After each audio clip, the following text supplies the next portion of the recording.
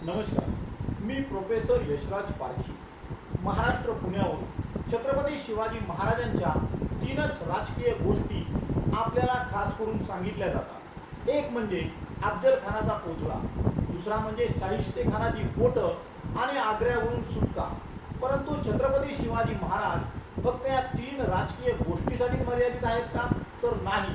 चला तर छत्रपती शिवाजी महाराजांना आपण अनेक अंगांनी समजावून घेऊया.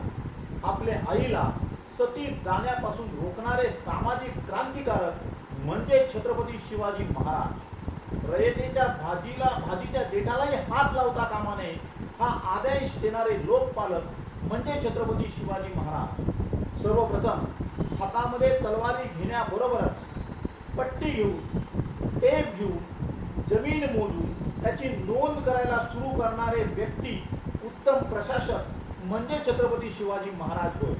विनाकारण, विना मोबदला झाडं तोडल्यास नवीन झाडं लावून त्यांना जगवण्याची शिक्षा देणारे पर्यावरण रक्षक म्हणजे छत्रपती शिवाजी महाराज. समुद्र प्रवास करण्यास हिंदू धर्मामध्ये बंदी होती. तो विरोध पत्करून त्या काळी भारतात प्रथम आधुनिक नौदलांचा पाया रचून धर्मापेक्षा देश मोठा आहे हे संदेश देणारे स्वधर्म चिकित्सक छत्रपती शिवाजी महाराज होय. मुहूर्त न पाहता अशुभ मानल्या जाणाऱ्या अमावस्येच्या रात्री सर्व लढाया करून आणि त्या सर्वच्या सर्व लढाया जिंकून अंधश्रद्धा निर्मूलनाचा संदेश देणारे चिकित्सक राजे म्हणजे छत्रपती शिवाजी महाराज.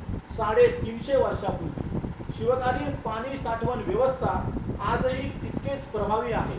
म्हणूनच जलतज्ञ असे छत्रपती शिवाजी महाराज. 350 वर्षापूर्वी दळणवळणाचे कोणतेही साधन नसताना अभेद्य असे 100हून अधिक गडकिल्ल्याचे निर्माते आणि उत्तम अभियंते म्हणजे छत्रपती शिवाजी महाराज होय. सर्व जाती धर्माच्या मावळ्यांना समान न्याय देत सामाजिक क्रांतीचा पाया रचणारे राजे म्हणजे छत्रपती शिवाजी महाराज होय. परश्री माते समान महिलांना सन्मानाने वागवणारे मातृभक्त आणि नारी रक्षक म्हणजे छत्रपती शिवाजी महाराज होय.